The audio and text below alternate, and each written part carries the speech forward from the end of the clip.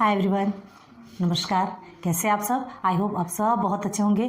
मैं Shruti Ajay Gupta hello studies channel पे आप सभी का मोस्ट वेलकम करती हूँ।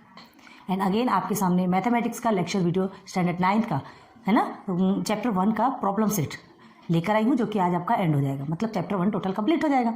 हमने आपको लेक्चर नंबर 3 तक ही कंप्लीट करवाया था, याद कीजिए, ठीक है। अगर आपने अच्छे से रिवाइज किया होगा तो आपको सब कुछ समझेगा। प्रॉपर्टीज़ याद की होगी तो वो तो ईजी वे में समझ आएगा। अब फिर प्रॉपर्टीज़ याद नहीं की होगी तो हम क्या कहें, क्योंकि हमने बनते कोशिश हमसे जितना बना हम सब कुछ अच्छा आपको देने की कोशिश कर रहे हैं और चाहते हैं, आपसे उम्मीद रखते हैं कि आप उन सारे वीडियोस को देखें और अपना लर्न करें और अपनी क्वालिटी बढ़ाएं। क्लियर है? सो प्लीज़ बहुत रिक्वेस्ट करते हैं कि वीडियो आपके लिए बन रही है, आपका अपना चैनल है। आप प्लेलिस्ट में जाइए, आपको सब कुछ अवेलेबल होगा, जो कुछ आप चाहते हैं सब कुछ आपको मिलेगा। सो प्लेलिस्ट में जाइए और इंजॉय कीजिए। ओके, सो चलते हैं आज के वीडियो में। ओके, लेक्चर नंबर 4 है आपका और हमने प्रॉब्लम सेट मतलब लेक्चर नंबर 3 प्रॉब्लम सेट का ही आपको 1 2 3 हमने कंप्लीट करवा दिया। आज लेक्चर नंबर 4 में कहाँ से स्टार्ट करने वाले हैं? सॉरी, थोड़ी सी प्रॉब्लम हो सकती है, थोड़ी वीकनेस लग रही है, इसलिए थोड़ा धीरे से आपको समझा रहे हैं। Okay, right the subset relation between the following sets. ठीक है, आपको सबसेट बनाना है। कुछ सेट्स आपको गिवन है यहाँ पर, ठीक है। उन सेट्स वो सेट्स किसके सबसेट है ये बनाना है। देखते हैं। फर्स्ट क्या है? एक्स है ना, ये एक्स है। X is a set of all quadrilaterals. हम डायरेक्ट लिख रहे हैं, पहले एक बार लिखते हैं X set of, okay, set of all quadrilaterals. Clear है? एक्स का सेट हो गया। सेकेंड में आपको वाई का सेट मिला है। Y is the set of all rhombuses. Direct लिख रहे हैं आप, ये ऐसे ये पूरा लिखिएगा। देन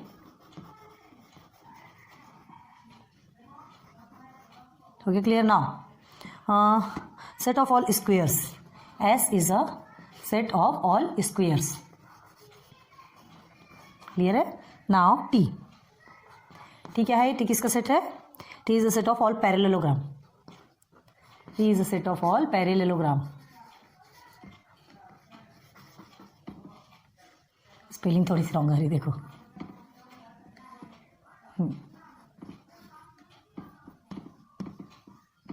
ओके, देन पैरेललोग्राम्स ना ऑल बोला जा रहा है। अब है आपका set V. Set V, V किसका सेट है? Set of all rectangles. बहुत ध्यान दीजिएगा, इसे भी समझाएंगे, है ना। इसे थोड़ा पेशेंस रख के आपको समझना पड़ेगा, बहुत समझना पड़ेगा, क्योंकि देखिए 5 आपके क्या गिवन है यहाँ पे? सेट्स गिवन है ना। X is a set of all quadrilaterals. Quadrilateral आप जानते हैं किसे कहते हैं? क्वाड्रिलेटरल किसे भी कैसा भी बना तो आप ऐसा बना लीजिए। चलिए, ये क्वाड्रिलेटरल हो गया, ठीक है। तो ये क्या बन गया आपका? सबसे पहले इजी से लेते हैं, इजी से आपको जल्दी समझ में आएगा, ठीक है। बनाते रुके। तो ये 5 सेट्स है आपको, तो सबसे पहले हम बनाते, पहले स्क्वायर्स ले लीजिए। चलिए, स्क्वायर्स सबसे इजी है। उसके बाद फिर रेक्टेंगल है। डायरेक्ट क्वाड्रिलेटरल बताते रहे तो थोड़ा सा कंफ्यूज हो सकते थे, इसलिए हम ये ले रहे, ठीक है, रेक्टेंगल। एंड और उसके बाद और क्या है इजी आपका? स्क्वायर हो गया, रेक्टेंगल हो गया, पैरेललोग्राम भी आपका इजी है, ठीक है। इसमें भी अपोजिट, ये भी अपोजिट साइड्स आर इक्वल है, इसमें ऑल साइड्स आर इक्वल है, ये अपोजिट साइड्स आर इक्वल है। पैरेललोग्राम में भी आपका अपोजिट साइड्स इक्वल रहता है, पता है ना। तो पैरेललोग्राम कैसे लेते हैं? ऐसे ही कुछ बनाते हैं, ट्राई कर रहे हैं हम बनाने की, ठीक है। नाउ उसके बाद फिर क्या इजी है? रोम्बस। चलिए रोम्बस लेते हैं।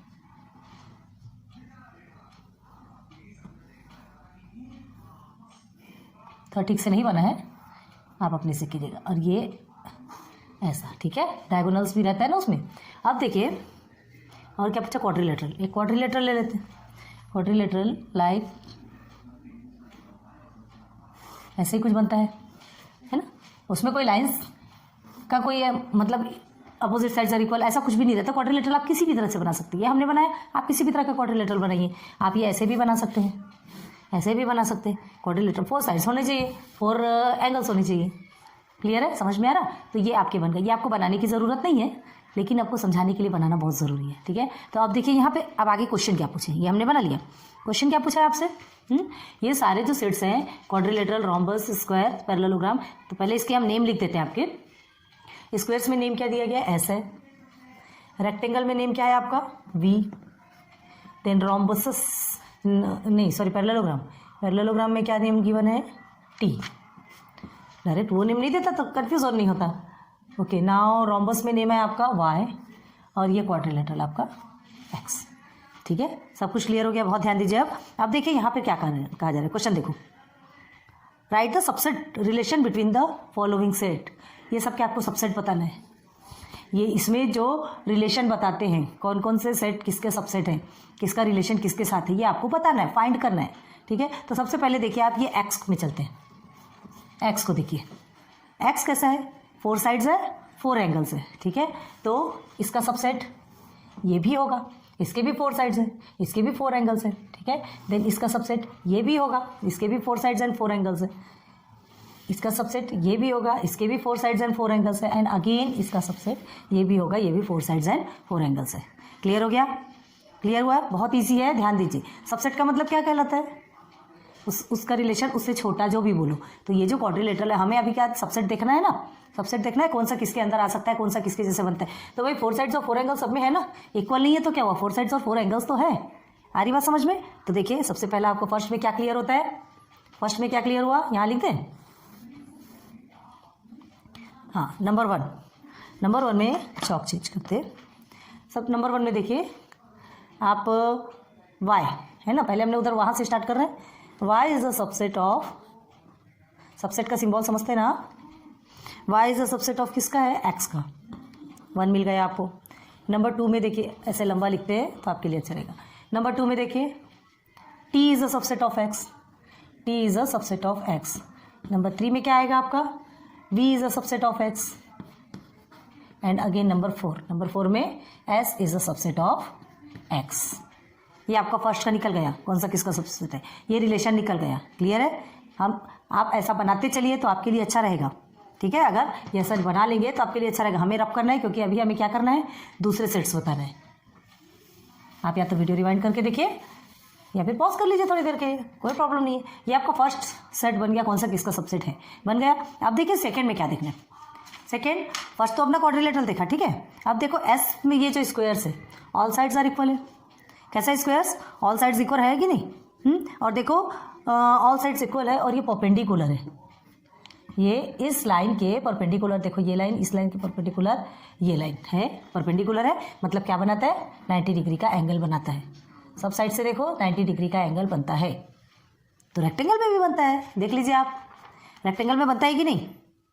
परपेंडिकुलर है तो रेक्टेंगल में बनेगा कि नहीं। ये रेक्टेंगल में परपेंडिकुलर, इधर से इधर, इधर से इधर, इधर से इधर, आप किधर बनाना है आप खुद देख लीजिए, सब बनता है। आ रही बात क्लियर समझ में। हाँ, बहुत ध्यान दीजिएगा। ये बन गया 90 डिग्री एंगल। और कहाँ से बनेगा, एक स्क्वायर का हो गया, एक रेक्टेंगल का हो गया। ये 2 चीज़ तो हो गई आपकी कंप्लीट। और किस में बनेगा आपका, 2 में बनेगा। और 90 डिग्री एंगल तो फिर ये सेंटर पे बन रहा है। ये भी, ये लाइन इसके परपेंडिकुलर है, ये लाइन इसके परपेंडिकुलर है। ये समझ में आ रही बात आपको। तो देखिए हम क्या लिख सकते हैं, और क्वाड्रिलेटरल का तो खैर पहले ये भी आप कर सकते हैं। ये किसके परपेंडिकुलर कैसे बनेगा, ये पैरेललोग्राम है, अपोजिट साइड्स आर इक्वल रहते हैं। इसमें भी अपोजिट साइड्स आर इक्वल रहते हैं, ठीक है। इसमें भी अपोजिट साइड्स आर इक्वल है, इसमें ऑल साइड्स आर इक्वल है, लेकिन ये इसमें भी कह सकते हैं ना अपोजिट साइड्स इक्वल है, ये इसके इक्वल है, ऐसा मतलब बोल सकते हैं। लेकिन इसे भी तो बोल सकते हैं, ये भी बोल सकते हैं अपोजिट साइड्स आर इक्वल इसमें भी, क्योंकि ये और ये दोनों बराबर है, ये दोनों भी बराबर है। तो इसमें भी ये भी इसके सेम होगा, अपोजिट साइड्स आर इक्वल। और क्या है ये आपका, और क्या है 90 डिग्री एंगल जो कि परपेंडिकुलर है, परपेंडिकुलर बना रहा है। यहाँ तक के समझ में आई बात। हाँ, अब वाई को देखो, वाई रोम्बस है, चारों साइड्स आपके इक्वल होते हैं, है ना। इसके भी चारों साइड्स इक्वल है, इसमें चारों साइड्स नहीं है, अपोजिट साइड्स इक्वल है, वो आपके चारों साइड्स इक्वल होते हैं रोम्बस में, है ना। तो क्या करता है ये 90 डिग्री एंगल बनाता है, ऐसे डायगोनल कट करता है, बाइसेक्ट करता है और उसको 2 पार्ट में डिवाइड करता है। देखिए अगर इधर से बाइसेक्ट करेगा, इधर से 2 पार्ट में डिवाइड कर दिया, इधर से बाइसेक्ट करेगा तो ये 2 पार्ट में डिवाइड होता है रोम्बस में। देखा है ना आपने, 2 पार्ट में इक्वल कर दिया। तो कैसे 90 डिग्री एंगल में कट करते हैं, कट किया तो ये 90 डिग्री एंगल बना के, इधर से भी देखो, इधर से भी, इधर से भी और इधर से भी, ऐसा 90 डिग्री का सिंबल यही है ना, यही है 90 डिग्री का सिंबल, ये भी आपका बनाता है। अब ये जो रोम्बस से चारों साइड्स इक्वल होते हैं, और ये जो डायगोनल है, डायगोनल अब बनाए इधर आपका, इसमें अरे इसमें तो बनाए खैर रोम्बस में। अब उसके बाद और क्या देख सकते हैं, पैरेललोग्राम में अपोजिट साइड्स पैरेलल होते हैं। ये जो अपोजिट साइड्स है पैरेलल होते हैं, एक दूसरे को कट करते हैं क्या, नहीं करती, ठीक है। अब वी रेक्टेंगल, ये जो है रेक्टेंगल, ये भी अपोजिट साइड्स इक्वल होते हैं, अपोजिट साइड्स इक्वल होते हैं। ये भी कट करते क्या? नहीं करते। और 90 डिग्री एंगल ये भी बनाते हैं, ठीक है। अब ये एक दूसरे को कट नहीं कर सकते, इधर से भी कट नहीं कर सकते, ये भी कट नहीं कर सकता, ये भी कट नहीं कर सकता, ये भी कट नहीं कर सकता। इन चीज़ों को आप अच्छे से समझ रहे होंगे, बहुत ध्यान दीजिएगा। समझ गए ये चीज़ें? अब देखो हम फिर क्या करेंगे, ये एस सबसेट इसका भी हो सकता है, एस सबसेट इसका भी होगा, और एस सबसेट इसका भी होगा। बात समझ में आ रही? क्यों बोले थे हमने अपोजिट साइड्स आर इक्वल? ये आप बना लेंगे ना तो आपको जल्दी जल्दी समझ में आएगा क्यों बोले, ये भी बता रहे। देखो ये, और यहाँ हम एक लाइन खींच रहे हैं, मतलब इधर की लाइन और इधर की लाइन, ठीक। अब यहाँ देखो, यहाँ देखिए, ये दोनों लाइन है दूसरे के इक्वल, ये दोनों लाइन है, यहाँ सिंगल सिंगल लेते हैं, यहाँ सिंगल सिंगल लेते हैं, तो आपको समझ में आ गया है सब इक्वल। तो हम क्या लिख सकते हैं, क्या लिख सकते हैं नाउ, ये एस, ये सेकंड में देखिए हम आ गए, सेकंड में S is a subset of V, number 1, number 2 S is a subset of T, number 3 S is a subset of Y, S is a subset of Y। और quadrilateral को तो आपने पहले ही क्या बोलते हैं, S का सबसेट है, पहले ही कर लिया हमने, है ना। लेकिन अभी क्यों नहीं कर रहे हैं, ये तो पहले ही कर लिया ना। S is a subset of, वो किस हिसाब से किए थे कि 4 साइड्स है और 4 एंगल है, उस हिसाब से हमने उसको सबसेट माना था। उसे 90 डिग्री एंगल के हिसाब से सबसेट नहीं माना, ये हमारा 90 डिग्री के हिसाब से सबसेट बन रहा है। और अपोजिट साइड्स आर इक्वल भी हो रहा, वहाँ अपोजिट साइड्स ऐसे इक्वल नहीं है, वहाँ सिर्फ किसके लिए 4 साइड्स है और 4 एंगल है, क्लियर है, उसके हिसाब से किया, इसलिए उसे सेकंड में नहीं रखेंगे। आगे बात क्लियर? चलो ये 2 आपके क्लियर हो गए। अब फिर से रब करते हैं, फिर से आगे बढ़ते हैं। समझ में आ रहा है? बहुत धीरे धीरे समझा रहे हैं, बहुत अच्छे से समझिएगा। और थोड़ी आवाज़ थोड़ी क्लियर नहीं तो प्लीज़ हेडफोन ईयरफोन लगा के सुन लीजिएगा, थोड़े से वीकनेसेस के कारण थोड़ी सी प्रॉब्लम होती है। ये हो गया। अब आप क्या करेंगे, यहाँ देखो हमने क्या बताया, सिमिलरली देखना, ये जो वी और टी है दोनों भी अपोजिट साइड्स इक्वल हमने बताया, अभी अब भी बताया आपको, ठीक है। रेक्टेंगल हमेशा पैरेललोग्राम होता है क्या? होता है। क्यों होता है? रेक्टेंगल हमेशा पैरेललोग्राम होता है, पैरेललोग्राम हमेशा रेक्टेंगल नहीं हो सकता। और एक जो क्या बोलते हैं स्क्वायर है वो रेक्टेंगल हो सकता है, लेकिन रेक्टेंगल स्क्वायर कभी नहीं होता, ये याद रखिएगा इस चीज़ को, है ना। रेक्टेंगल को स्क्वायर कर सकते हैं, स्क्वायर रेक्टेंगल नहीं हो सकता। इससे पार्ट करके देख लीजिए आप, है ना। और रेक्टेंगल जो है पैरेललोग्राम कहला सकता है, पैरेललोग्राम रेक्टेंगल नहीं कहलाएगा। आप देखेंगे तो आपको खुद समझ में आएगी चीज़ें, ठीक है। अब हमें क्या करना है, देखो यहाँ रेक्टेंगल जो है पैरेललोग्राम के इक्वल है, हमने बताया क्यों, अपोजिट साइड्स आर इक्वल है, अपोजिट साइड्स इक्वल है। तो पैरेललोग्राम के लिए हम ये दोनों के लिए क्या लिख सकते हैं, V is a subset of T लिख सकते हैं, ठीक है। रेक्टेंगल इसका सबसेट हो सकता है, अपोजिट साइड्स आर इक्वल है, ये देखिए ये दोनों इक्वल है, उसका वो दोनों इक्वल है, इधर का ये दोनों इक्वल है, इसका ये दोनों इक्वल है, साइड्स के हिसाब से देखा जा रहा है, ठीक है। तो हमें रिलेशन में इतने सारे सेट्स मिले, तो अब हम और क्या लिख सकते हैं। और देखो यहाँ पर ये जो रेक्टेंगल है ना, इसके इक्वल हो गया। अब ये जो है, ये जो अपोजिट साइड्स आर इक्वल है, ठीक है, इसमें भी आपको अपोजिट साइड्स इक्वल लिखेंगे, देखिए ये दोनों, और इधर से ये दोनों है तो ये दोनों भी मिलेगा। आई बात समझ में? तो आप क्या लिख सकते हैं, ये जो है ये भी इसका सबसेट है, ये बन सकता है लेकिन ये नहीं बन सकता। आई बात समझ में? ये बन सकता है लेकिन ये नहीं बन सकता, इसलिए ऐसा बनाया गया। आई क्लियर हुआ? तो देखिए आप क्या लिखेंगे, नंबर ये, इसे हमने 1 2 3 4 ये नहीं लिखा, इसे नहीं लिखना था ऐसा, जस्ट मिनट, या नहीं तो ऐसे में कन्फ्यूजन होता है ना। यहाँ सीधे सीधे आप कॉमा लगाते चलिए, ठीक है। ये सेकंड, ये आपका हो गया थर्ड। तो अब देखिए क्या बनेगा आपको, V is a subset of T and again Y is a subset of T। Clear हुआ क्या? क्लियर हुआ? तो ये थोड़ी ट्रिक वाले क्वेश्चन है, इसे बहुत ध्यान देके बनाना पड़ता है। अगर आपने प्रॉपर्टीज़ अच्छे से पढ़ी होगी तो ही आपको सारी चीज़ें समझ में आएगी, क्योंकि प्रॉपर्टीज़ में हमने X Y Z तक पूरा क्लियर कर दिया है, A to Z आपको समझाया है, ठीक है। ये क्यों इसके परपेंडिकुलर है, क्यों इसमें सबसेट आता है, ठीक है, ये सब कुछ हमने पढ़ा है। प्रॉपर्टीज़ पढ़े होंगे हमने, इसलिए कहा था, बार बार कहा था कि लेक्चर नंबर कौन सा तो भूले भी जा रहे, शायद 15 16 कुछ तो भी है ना, वहाँ पर हमने आपको टोटल क्लियर करवा दिया है ये इसकी प्रॉपर्टीज़ कि क्यों ये सबके इक्वल या 90 डिग्री एंगल है, क्यों है, सब कुछ क्लियर करा है। आप इंटरसेक्शन ऑफ सेट्स की प्रॉपर्टीज़ देख सकते हैं एंड यूनियन ऑफ 2 सेट्स की प्रॉपर्टीज़ भी देख सकते हैं, क्लियर है? तो पहले वहाँ जाइए, वो देखिए और फिर आप इधर आइए। तो ये आपका 8 क्या होता है? कंप्लीट। थोड़ी ट्रिक वाले क्वेश्चन हम बार बार बता रहे हैं, अच्छे से प्रॉपर्टीज़ करे होंगे तभी आपको समझेगा, इसलिए प्रॉपर्टीज़ पता करना बहुत ज़रूरी है ना। अब हम चलते हैं क्वेश्चन नंबर 9 पे। रब कर दें, स्क्रीनशॉट ले लीजिए आप।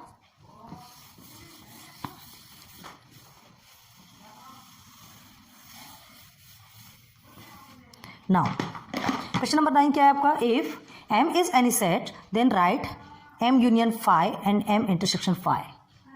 M एक सेट है कहा जा रहा है। लेट, चलो हम एग्जांपल लेते हैं। ये क्वेश्चन नंबर 9 है आपका। क्या पूछ रहे हैं? हमको क्या फाइंड करना है? Find M union Q and M intersection Q नहीं, फाई, सॉरी Q लिख रहे हैं, फाई। क्लियर है? हमें ये दोनों फाइंड करना है। तो कैसे करेंगे? आप सिंपल ऐसे बताएंगे तो आपको तो कुछ समझ में आने से रहा है ना। तो जो ये चीज़ें हमने प्रॉपर्टीज़ में ऑलरेडी क्लियर कर दी है, चलो फिर भी आज एक एग्जांपल देके बताते हैं। लेट, पहले इसे फाइंड करते हैं M यूनियन फाई को, ठीक है। Let M is equal to, आप जैसे ले लीजिए 1 2 3 ले लिया आपने। Then phi is equal to, phi में फाई का मतलब ही एम्प्टी होता है ना। क्यों कुछ आएगा? कुछ भी नहीं आएगा, नथिंग। आई बात समझ में? हम सिर्फ क्या है, एम के ऑल एलिमेंट्स लिखे हैं, फाई में कुछ होता ही नहीं तो हम क्यों लिखेंगे? कुछ भी नहीं होता, नथिंग। तो ये देखो, ये जो 1 2 3 मैंने लिखा है ना, ये जो 1 2 3 मैंने लिखा है, अब ध्यान दीजिए, फाई जो ये फाई एम्प्टी है, एम्प्टी सेट है, ठीक है। तो हम क्या करेंगे? हम इसका क्या बनाएंगे? कॉमन यूनियन बोला है तो एम यूनियन क्यू निकालेंगे। ऐसे ही निकालते हैं ना, M union phi, sorry M union phi निकालेंगे। कैसे निकालेंगे? दोनों के जो एलिमेंट्स हैं उसे हम क्या करते हैं? ज्वाइन करते हैं, है ना। दोनों को दोस्त बना देते हैं और दोनों को एक साथ कर देते हैं, एक ही घर में रख देते हैं। तो चलिए रखिए 1 2 3। अब ये 5 में तो कुछ है ही नहीं, तो क्या रखोगे? वैसे ही रहेगा। आप ध्यान दीजिए, ये और ये दोनों में कुछ रिलेशन दिख रहा क्या आपको? कुछ रिलेशन दिख रहा। तो हम क्या करेंगे? मतलब ये इसकी जितने भी एलिमेंट्स हैं वो इसमें हैं, तो हम क्या लिख सकते हैं? M union phi is equal to M. First निकल गया आपका। M union phi is equal to क्या होता है? हमको एम यूनियन फाई को ही फाइंड करना था ना। ये फर्स्ट निकल गया आपका, M union phi is equal to M. आई बात समझ में? M union phi is equal to M. अब हमें देखना है सेकेंड, ठीक है। तो यही लिखे, देन यहाँ देख, चलो देन सेकेंड क्या है? M intersection phi. अब इसे देखना है, देन फाइंड लिख दे, नहीं तो आपको कंफ्यूज मत हो। Find M intersection phi. तो अब देखो एम इंटरसेक्शन फाई क्या करेंगे लिख के। इसके लिए भी हमको पहले क्या देखना पड़ेगा? एम इंटरसेक्शन फाई लिखना है तो उसके लिए भी हम यही वैल्यू को लेते हैं। चलो एक ही वैल्यू से बताएंगे तो आपको जल्दी समझ में आएगी बातें। 1 2 3 लिया हमने और ये फाई है, तो फाई फिर से एम्प्टी छोड़ेगा, कुछ भी नहीं रहेगा, है ना, कुछ भी नहीं निकलेगा इसमें। तो आप क्या करेंगे? एम इंटरसेक्शन फाई निकालेंगे पहले, है ना। तो एम इंटरसेक्शन फाई में हम क्या करते हैं? इंटरसेक्शन है, ध्यान दीजिए, यहाँ यूनियन था तो हमने सबको एक साथ रखा। इंटरसेक्शन है तो इंटरसेक्शन में क्या आएगा? कुछ भी नहीं आएगा। इंटरसेक्शन में क्यों नहीं आएगा? दोनों में कॉमन देखिए वाला कुछ है क्या? यहाँ 1 2 3 है, यहाँ तो कुछ है ही नहीं, तो कॉमन निकल ही नहीं सकता। तो कॉमन की जगह में ब्लैंक ही लिखेंगे। तो ये जो है आपका, और इसको और क्या लिख सकते हैं? हाँ, ये जो इस करली ब्रैकेट है उसे ऐसा भी लिखा जा सकता है। फाई और ये दोनों के मतलब तो एक ही होता है ना। तो निकल गया आपका सेकेंड, दोनों भी आंसर्स निकल गए। कितना सिंपल है ना। तो क्या लिखते हैं? नाउ आंसर इज, बहुत देखो एग्जाम्पल बताते ना तो चीज़ें बहुत जल्दी क्लियर होती है, बहुत जल्दी समझ में आता है ना। तो देखो ये जो हमने तो एग्जाम्पल बताया, आप अपने एग्जाम्पल्स भी ले सकते हो, वो आपकी मर्जी है, कोई जरूरी नहीं कि एग्जाम्पल आप कुछ भी लिखेंगे, आंसर तो वही आना है, क्योंकि फाइव में नथिंग इज देयर, वहाँ कुछ भी नहीं होता। तो आपका एग्जाम्पल चाहे कुछ भी लेंगे, आंसर्स आपके वही आएंगे। तो क्या लिखेंगे आप answer? Therefore M union phi is equal to M, ठीक है, and M intersection phi is equal to phi. बस क्लियर हो गया, खींच लीजिए स्क्रीनशॉट। चलो आगे बढ़े। Now question number 10। ओके, अब क्वेश्चन नंबर 10 देखते हैं क्या है। Observe the Venn diagram. अच्छा, ऑलरेडी वेन डायग्राम गिवन है आपको। चलो पहले वेन डायग्राम बनाते, बाद में पढ़ेंगे। हमारा फंडा यही रहता है, जो जो चीज़ें हैं पहले देख लेते हैं, जो मेन हमको करना है उसे हम करते चलते हैं। एग्जाम्स में भी आपको भी ऐसे ही करना है। क्या है, पहले जो चीज़ें आपको समझ में आ जाती है पहले उसको लिख लीजिए, और बाद में फिर पूरे क्वेश्चन आंसर्स पढ़ने के चक्कर में जाएंगे ना, तो जो आता है ना वो भी भूल जाएंगे। कैसे भूल जाएंगे? बाद में अगर आपको दिखेगा कि कुछ चीज़ें से हार्ड आ गई आपके लिए, ठीक है, तो उस हार्ड के चक्कर में ईजी को भी भूल जाते हैं। इसलिए जो ईजी वे में आपको जो दिखते जाता है उसको सॉल्व करते चलिए, ठीक है। बहुत अच्छी ट्रिक है ये। ना इलिप्टिकल फॉर्म करते हैं पहले, ऐसे ही कुछ है इलिप्टिकल में। अब ये आपका यूनिवर्सल है। यूनिवर्सल हमने बताया था, पूरा ब्रह्मांड मतलब सब कुछ इसी के अंदर आएगा। नाउ यूनिवर्सल में आपका क्या है? ए और बी। क्लियर है? आप देखिए 2 3 7 देन 10 कॉमन में है क्या कुछ? हाँ, 1 मिनट। 10 8 एंड 9 कॉमन में क्या गिवन है? 1 एंड 5। क्लियर है? यहाँ क्या है आपका? 11 13, ठीक है। और क्या है? 11 13 4 भी है ना, 4 भी ऊपर में। बस ये आपको गिवन है, ये गिवन है। आपको क्या निकालना है? आपको इसके पहले हमने शायद लेक्चर 1.2 या 1.3 में शायद नहीं 1.4 के एग्जाम्पल में समझाया था, याद कीजिए। और 1.4 में भी समझाया था ना। ए यूनियन बी, ना ए इंटरसेक्शन बी। बहुत इजीली फाइंड कर सकते हैं, कुछ भी नहीं है, बहुत इजीली फाइंड कर सकते हैं। देखिए अब यूनियन दिया है, तो यूनियन का मतलब क्या होता है? यूनियन का मतलब क्या होता है? ठीक है, यूनियन नहीं, ये यूनिवर्सल है। यूनिवर्सल बड़ा यू है, ये यूनिवर्सल है। ओके, बहुत ध्यान दीजिएगा। ऐसे ये यू दोनों में बहुत कन्फ्यूजन होता है, ध्यान दीजिए। अच्छा, जैसे बड़ा यू जैसे बना है, क्योंकि यूनियन जनरली हम ऐसे लिखता है इसका यूनियन का। अब वो लिखने में हमसे ऐसे होता है ना। ये यूनियन है और ये इंटरसेक्शन है, ऐसा रहता है। वो लिखने में हमसे ऐसा होता है, वो कॉमन बात है, कोई बात नहीं। तो यूनिवर्सल में क्या आएगा आपका? ये पूरा भी आएगा। तो देखिए, एक ध्यान दीजिए एक बात, सिस्टमेटिक ऑर्डर में लिखते चलिए, असेंडिंग ऑर्डर में, तो आप भी कंफ्यूज नहीं होंगे, हम भी कंफ्यूज नहीं। तो आप क्या सोचेंगे? पहले इधर का लिख देते, फिर इधर का, फिर इधर। तो ऐसे में बहुत ज़्यादा कंफ्यूज हो जाएगा, ठीक है। कौन सा लिखा कौन सा नहीं वो आप भूल जाएंगे। तो एकदम सिस्टमेटिक ऑर्डर में पहले देख लीजिए। देखिए 1 है, देन 2 3 देन 4 5 अगेन 6 है क्या? नहीं है, 7 है। 6 नहीं है क्या? नहीं है, 7 है। देन 8 9 देन 10 11 12 नहीं है। ध्यान दीजिएगा, देखिए, नहीं तो आप लिखते चले जाएंगे और आपका रॉन्ग हो जाएगा। कुछ एलिमेंट्स नहीं है। देखिए जैसे यहाँ पर क्या नहीं था अभी? 6 भी नहीं है और 12 भी नहीं है, ठीक है। तो इन चीज़ों को बहुत ध्यान देना। नाउ अब हमें क्या करना है? ए सेक्शन फाइंड करना है। तो ए सेक्शन फाइंड करना है तो क्या करेंगे? ये यहाँ से लेके ये पूरा सर्कल भी हमारा ए सेक्शन का है, तो इसके सारे एलिमेंट्स ए में आ जाएंगे। अगेन असेंडिंग ऑर्डर कीजिए। 1 2 3 4 नहीं है, ध्यान रखिए। 5 एंड 7 6 भी नहीं है। 6 तो खैर वैसे भी नहीं है, इसमें 4 है, लेकिन 4 यूनिवर्सल में आते हैं, यूनियन इसमें नहीं आएगा। अब बी में चलते हैं। तो बी में क्या फाइंड करना है? ये आपका बी का सर्कल है, इलिप्टिकल। अगेन स्टार्ट कीजिए। 1 5 8 9 एंड 10। क्लियर है? अब ए यूनियन बी। यूनियन में हम क्या करते हैं? यूनियन इन द सेंस हमारा ये यहाँ से लेके ये पूरा, यहाँ से लेके पूरा जो इलिप्टिकल सर्कल के अंदर, जो बोथ सर्कल के अंदर है, उसे हम क्या करेंगे? ज्वाइन करेंगे। सब में फ्रेंडशिप हो गई। पहले अलग अलग रहते थे पार्ट में, एक में आकर रहने लगे। तो लिखे उसे 1 2 3 देन 4 नहीं है, 5 6 तो है ही नहीं, 7 8 9 10। और कुछ है? नहीं है, ठीक है। 11 13 नहीं लिखेंगे, वो तो यूनिवर्सल में। अब A intersection B. A intersection B क्या होगा? कुछ भी नहीं है, 1 एंड 5 है ना। इसे ही इंटरसेक्शन कहा जाता है, ए इंटरसेक्शन बी, इसे ही कहा जाएगा। हो गया क्लियर? बहुत इजी है, हार्ड नहीं है। चलो नोट डाउन कर लीजिए जल्दी से। एक बार वीडियो देखते हैं, ऑफ तो नहीं हुई? ओके, नहीं हुई है। चलिए एक क्वेश्चन और बचा है, स्पीड से कराते हैं। वो बहुत ईजी है, 11 का हमने इसके पहले भी बताया था। शायद 5th या 6th क्वेश्चन आपको जब कराए थे तब समझाए थे कि सेम उसी के जैसा है। एक में यूनियन निकालना था, एक में इंटरसेक्शन निकालना है। तो थोड़ा स्पीड से देख लीजिए इसे। देखिए number of set A is equal to क्या है आपका? 7 है। Then number of B is equal to कितना है आपका? 13 है। Again number of A intersection B is a set of क्या दिया है आपका? 4। ओके, देन फाइंड करना। अच्छा, यहाँ ए यूनियन बी फाइंड करना है। Then number of A union B A union B का सेट आपको फाइंड करना है। आ गई वही है ना, हाँ ये फाइंड करना है। क्या दर है, वैल्यू पुट कीजिए सीधे सीधे, आपको फॉर्मूला तो मालूम है। सॉल्यूशन वी नो दैट, क्या जानते हैं, कुछ नहीं जानते। Number of A union B, ठीक है, is equal to number of A plus number of B minus number of A intersection B.